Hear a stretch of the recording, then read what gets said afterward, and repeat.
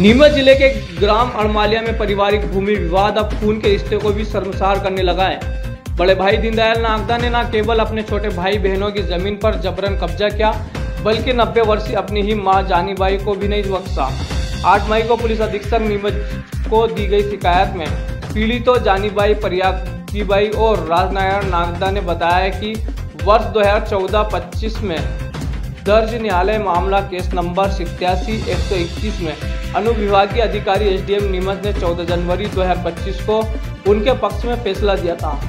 नायब तहसीलदार ने मौके पर पहुंचकर उन्हें उनकी हिस्सेदारी की जमीन पर वैध कब्जा दिलाया था। इसके बाद पीड़ित शांति से खेती कर रहे थे, लेकिन हाल ही में दीनदयाल और उसका पुत्र वेद प्रकाश दोबारा उसकी जमीन पर कब्जा कर चुका है।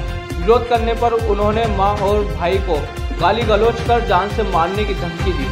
सबसे दुखद बात यह है कि 90 साल की वृद्धा जानीबाई, जो कभी सबकी मां थी, आज अपने ही बेटे की दहशत में जी रही है। उन्होंने कहा, जिस बेटे को गोद में खिलाया वही अब जमीन के लिए हमें मिटाने पर तुला है।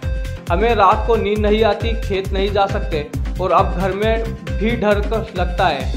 पीड़ितों ने बताया कि दीनदयाल पहले भी विवाद में शामिल रहा और उसने शांति भंग न करने का मुचलका भर कर वचन दिया था, लेकिन अब वहां खुलेआम अदालत और प्रशासन की अवहेलना कर रहा है। प्रार्थीगण ने जिला प्रशासन से मांग की है कि दीनदयाल और वेद प्रकाश के विरुद्ध तत्काल कठोर कार्रवाई की जाए, कब्जा हटवाया जाए और परिवार की मां को न्याय और सुरक्षा दिलाई जाए। ये हमारी ज़मीन ग्राम अड़मालिया में हल्का नंबर 25 की ज़मीन है और हमारे हिस्से में आई ज़मीन है।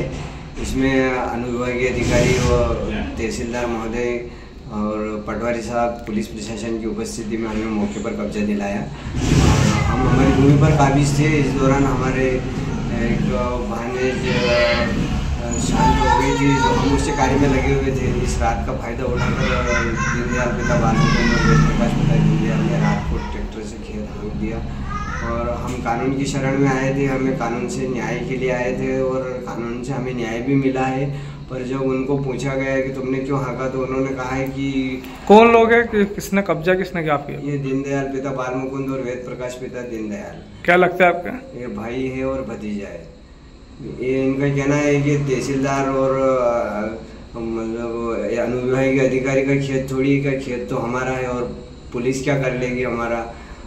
अभी आप प्रशासन से किस तरह की मदद सहायता चाहते हैं? हम प्रशासन से यही चाहते हैं कि जो रियल में कानून जो है और कानून की शरण में हमने इतना समय देकर कानून को ही प्रधानता दी है और कानून से ही हमें न्याय मिला है, तो हम आगे भी चाहते हैं कि ऐसे अपराधियों को कानून के मुताबिक ही क्या सजा निर्धारित होती है वो सजा इनको दी जाए, ताकि आने वाले भविष्य में किसी को भी इस प्रकार की दुखद यातनाएं नहीं सहन करनी पड़े। मेरी 90 साल की माँ और वृद्ध बहन और मैं हमारे जीवन जैसे तैसे काट रहे हैं, पर उनको लगा कि हमारा भविष्य वो खाना चाहते हैं और हमारा जीवन तो नरक बना रहे हैं और वो हमारी ज़मीन खाने के लिए हमारे साथ में यातनाएं कर रहे हैं और कानून को भी नहीं मान रहे हैं। कानून से भी उनको वो भी गालियाँ दे रहे हैं, अधिकारियों को भी गालियाँ दे रहे हैं, प्रशासन को भी गालियाँ दे रहे हैं। वो मेरी कानून निवेदन यही है कि महोदय, जहाँ पर भी मेरी बात आप तक पहुंच रही है तो आप मेरी बात से मेरे को जो वास्तविक आपने जो हक दिलाया है उस पर उन लोगों ने जो अवैध किया है उसको अवैध को हटवाया जाए